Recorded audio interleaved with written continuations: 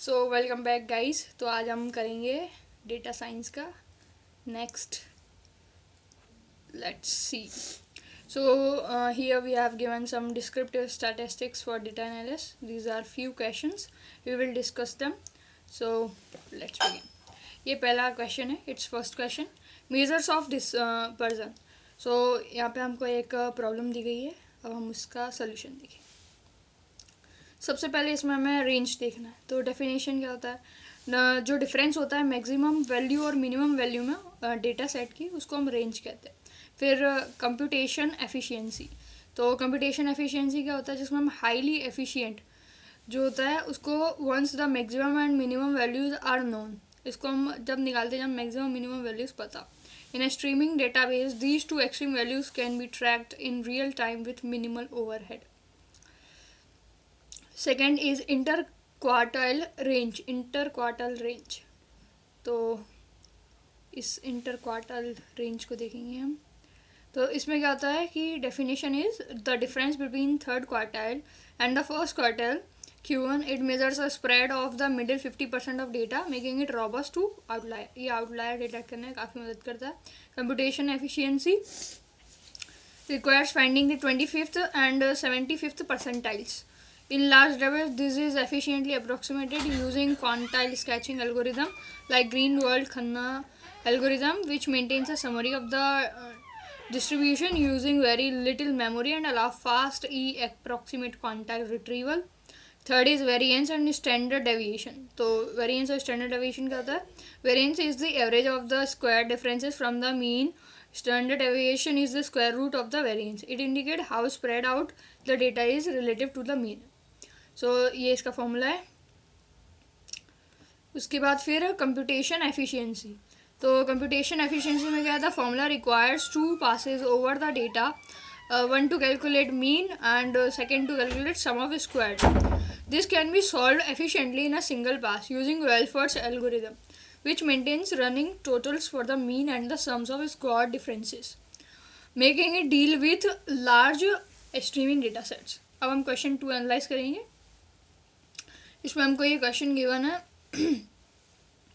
Students का feedback ratings जो है वो हमको 1 to 100 तक की स्केल पे दिया गया है. इसको हम सॉर्टेड ऑर्डर में लिखा गया है. अब हमको कैलकुलेट क्या करना है इसमें, मीन रेटिंग. तो इसकी कैलकुलेशन मीन का फॉर्मूला है उसको लिखेंगे. यहाँ से 29 मिल गई. उसके बाद फिर हम देखेंगे व्हाट इज़ मीडियन. तो मीडियन जो है वो क्या है, मीडियन पोजीशन फॉर एन जो है जो कि 20 है, उसका एवरेज निकालेंगे तो वो 10th मिल जाएगी. और अगर ऑड वगैरह होता है तो n/2 + 1 करके 11th वैल्यू मिल जाती है. तो 10th वैल्यू जो है वो 33 है, 11th वैल्यू जो है वो भी 33 है. तो दोनों का मीडियन निकालेंगे ऐसे, वो 33 आएगा.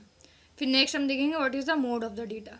तो मोड ऑफ द डेटा जो है वो कैलकुलेशन जो है कैसे करते हैं, जो mode is the value that appear most frequently, मतलब जो सबसे ज़्यादा बार दिखती है वो मोड होती है.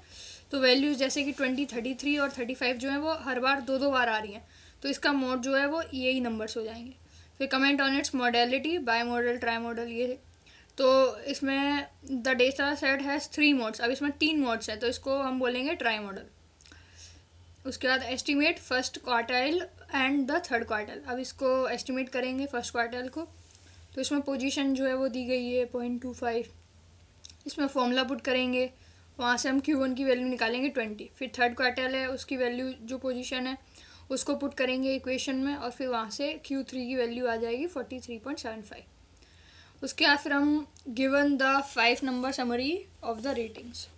अब हम समरी देते हैं. तो 5 number summary provides a robust description of the data set shape and spread. इसमें मिनिमम जो है वो 13 है, फर्स्ट क्वार्टाइल जो है वो 20 है, मीडियन 33, थर्ड क्वार्टाइल 43.75 और मैक्सिमम 70. अब हम draw a box plot of the data. अब इसका बॉक्स प्लॉट बनाएंगे. तो बॉक्स प्लॉट क्या होता है, the box plot display 5 number summary graphically.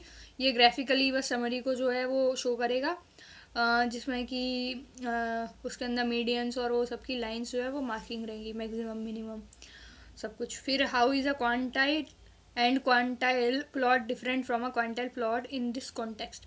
अब ये कैसे डिफरेंट हैं, तो क्वांटाइल प्लॉट जो है वो plots are values in the sample data set against their corresponding quantile rank in data set itself. It primarily shows the overall distribution shape and helps identify clusters or tails. और quantile plot जो है वो क्या होता है, Q plot. तो इसमें plots the quantiles of the sample data sets against the quantiles of a specific theoretical distribution. फिर डिफरेंस क्या है दोनों में, तो क्यू प्लॉट जो है वो specifically test for normality. If the points on the Q plot fall approx on a straight diagonal line, the student feedback data can assume be normally distributed. If the deviate तो data जो है वो non normal है। Analysis of group satisfaction scores, तो इसमें question 3 है। तो approximate median score, इसको फाइंड करना है। इसमें हमको स्कोर्स दिए गए हैं इंटरवल्स में फॉलोइंग डिस्ट्रीब्यूशन। अब हमको इसका मीडियन सेटिस्फैक्शन स्कोर जो है वो फाइंड करना है। So let's do it.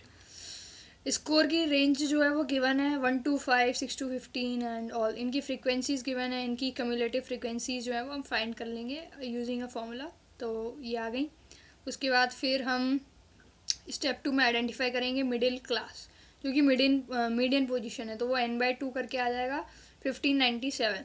The class where CF first exceeds 1597 is the 21 to 50 range. अब इसमें मीडियन का फॉर्मूला पुट करेंगे, जहाँ पे ये कौन सी टर्म कौन सी है तो वो सब यहाँ पे लिखा हुआ है। L जो है वो lower of the median class है, C कम्युलेटिव फ्रिक्वेंसी है, तो उनकी सारी वैल्यूज़ जो हैं वो गिवन्स है। यहाँ पे हम कैलकुलेशन परफॉर्म करेंगे सब पुट करके इसमें वैल्यूज़, और हमारा आंसर आ जाएगा 33.51।